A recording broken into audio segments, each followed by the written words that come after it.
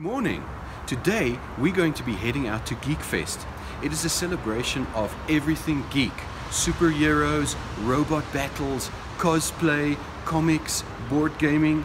It's going to be a fun day out. It's also going to be a great opportunity to talk a little bit about digital learning. And if you're not making the link yet, you will. So without further ado, let's warp to another episode of That Digital Learning Show.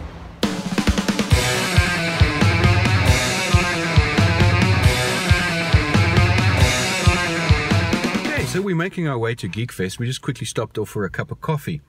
While we're driving there, I'm listening to some podcasts on innovation. And podcasts and audio files are a great way to get people to learn. We sometimes forget that these simple things work really, really well. And it's a great way to spend time learning that you would have otherwise wasted while traveling to clients or traveling to work. So give it a bash and try a bit of learning using audio.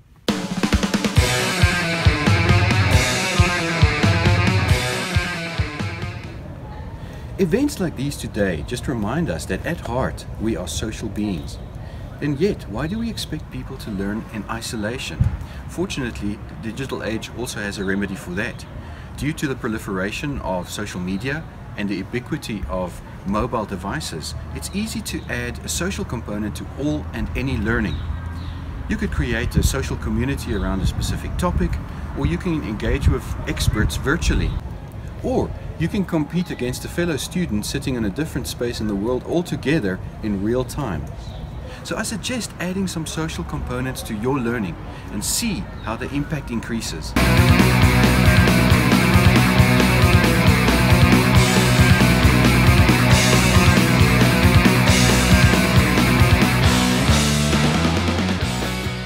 Although everyone here at Geekfest has got a shared interest in sci-fi and fantasy, we can also see some subcultures and sub-themes develop. People love themes. They love rallying around a theme and getting excited about it. So what can we take away from that? You need to ask yourself, are you using themes in your learning?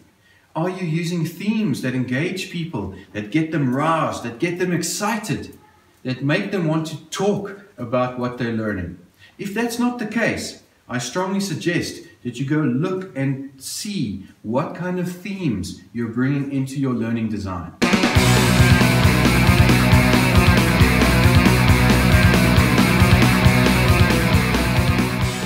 There are some awesome superpowers out there. Which one would you choose if you had the option? Well, well-designed digital learning gives you some superpowers as well. The first one of these is flexibility. If you design it properly, you should be able to use your digital learning objects in various combinations, combining them for different programs, different curricula, even different job roles and different competencies. It should also give you the flexibility of not only using it as learning collateral, but you should be able to take those digital components and use it as part of your change management, and ideally also as a way to educate your clients. And then there's super strength. Now, who wouldn't want that? When digital learning is done effectively, it should bolster the knowledge and skills of your employees. And that's beneficial to you in two ways.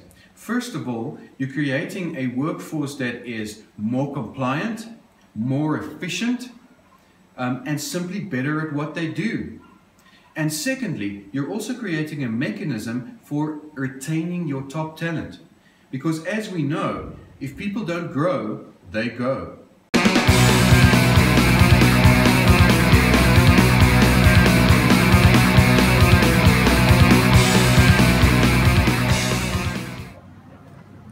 We've seen some amazing costumes out here today, ranging from the scary to the very pretty.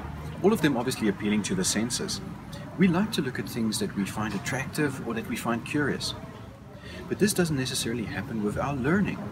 So how are we going to appeal to learners that are bombarded with eye candy 24/7 if you dish up lackluster, boring learning to them?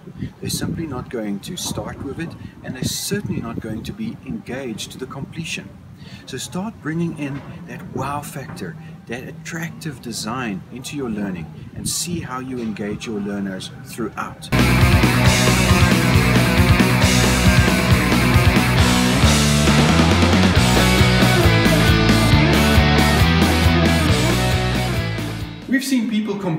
the entire day in different kind of events. Gaming is just going from strength to strength, and what's really exciting is the fact that board gaming has entered a golden age with more and more titles being released year on year, many of them being funded as Kickstarters. We often do our learners an injustice by making things too simple for them, and yet people love competing, love participating, and love challenges. So what we need to ask ourselves is, are we putting enough challenge in the learning that we're developing? Are we allowing them to compete? And therefore, are we bringing gamification elements in there? Again, to retain their attention and keep them energized and excited throughout a learning intervention.